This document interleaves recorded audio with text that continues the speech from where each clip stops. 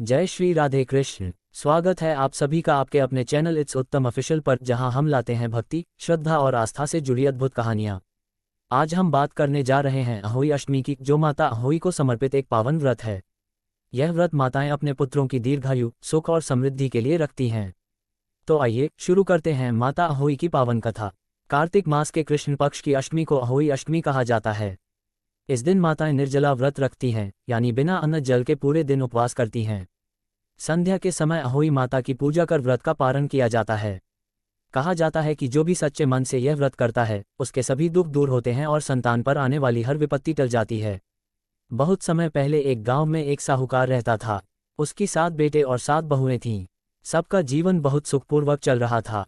एक दिन कार्तिक महीने की अष्टमी तिथि आई। साहूकार की सबसे छोटी बहू ने सोचा कि दिवाली के पहले घर को साफ सुथरा कर दूं। वह जंगल में मिट्टी लेने गई ताकि घर की लिपाई कर सके। वहां उसे एक ब्याल यानी साही का बिल दिखाई दिया। मिट्टी निकालते हुए अनजाने में उसका हाथ उस बिल में चला गया और साही के बच्चे को चोट लग गई, जिससे वह मर गया। ये सब अनजाने में हुआ था, लेकिन पाप लग गया। समय बीता और जब भी वह स्त्री संतान उत्पन्न करती, बच्चा कुछ ही दिनों में मर जाता। वह बहुत दुखी रहती, बार बार भगवान से प्रार्थना करती कि उसके पाप का प्रायश्चित हो जाए। एक दिन जब उसने अपने दुख की बात पड़ोस की किसी वृद्धा से कही, तो वृद्धा ने कहा, बेटी, कार्तिक कृष्ण पक्ष की अष्टमी को अहोई माता का व्रत रखो। पूरी श्रद्धा से माता की पूजा करो और उनकी कथा सुनो। तुम्हारे सभी पाप धुल जाएंगे। उद्धरण चिन्ह। उस स्त्री ने वैसे ही किया। उसने पूरे दिन व्रत रखा, संध्या के समय अहोई माता की पूजा की, 7 तारों को जल अर्पित किया और कथा सुनी। उसने मन ही मन माता अहोई से क्षमा मांगी और कहा, माता, मुझसे भूल हुई, पर वह अनजाने में थी। कृपा कर मुझे क्षमा करें और मेरी संतान को दीर्घायु दें। माता अहोई उसकी भक्ति और पश्चाताप से प्रसन्न हुई। कुछ समय बाद उसे एक सुंदर और स्वस्थ पुत्र की प्राप्ति हुई। तब से हर वर्ष कार्तिक कृष्ण पक्ष की अष्टमी को अहोई माता की पूजा की जाती है। कहा जाता है कि इस दिन जो माता श्रद्धा और नियमपूर्वक व्रत रखती है, उसके घर में सुख शांति बनी रहती है और संतान की आयु लंबी होती है। संध्या के समय दीवार पर अहोई माता की प्रतिमा या चित्र बनाया जाता है, जिसमें 7 पुत्र और 7 सितारे बनाए जाते हैं।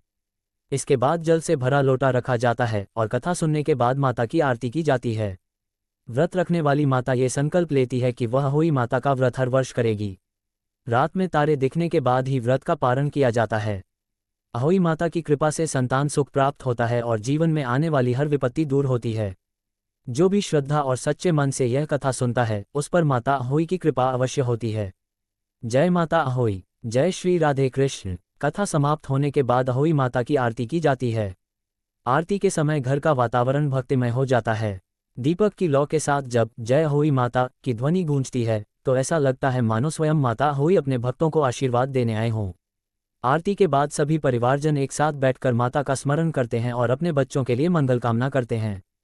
कहा जाता है कि जिस घर में श्रद्धा और प्रेम से अहोई माता की पूजा होती है, वहां सदैव सुख समृद्धि का वास होता है। यह व्रत केवल संतान की दीर्घायु के लिए नहीं, बल्कि पूरे परिवार की उन्नति और शांति के लिए भी शुभ माना जाता है। अहोई अष्टमी का एक विशेष महत्व ये भी है कि ये दीपावली से ठीक पहले आती है।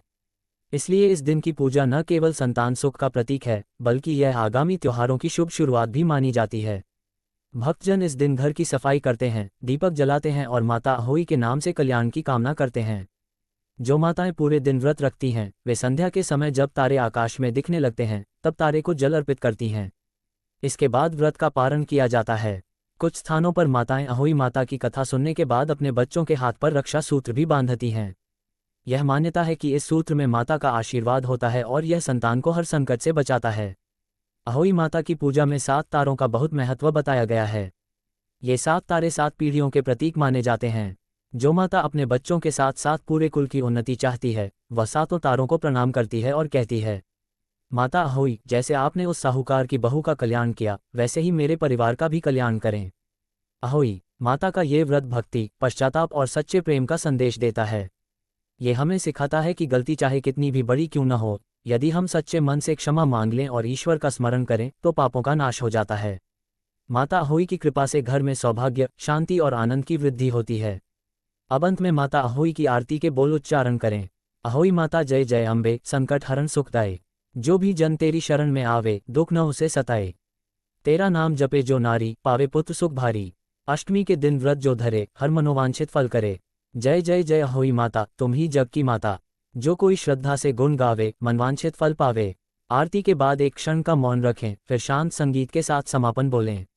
माता अहोई का ये व्रत न केवल हमारी संतानों के जीवन में सुरक्षा और दीर्घायु लाता है, बल्कि यह हमें सच्चे कर्म और सच्चे विश्वास की राह भी दिखाता है। आज की कथा आपको कैसी लगी, कमेंट में जरूर बताएं। अगर आप भी माता अहोई और भगवान श्री कृष्ण के भक्त हैं तो चैनल को सब्सक्राइब करें, वीडियो को लाइक करें और अपने परिवार व मित्रों के साथ शेयर करें। आपका साथ ही हमारी सबसे बड़ी प्रेरणा है। फिर मिलेंगे अगली भक्ति कथा में, तब तक के लिए जय माता अहोई, जय श्री राधे कृष्ण।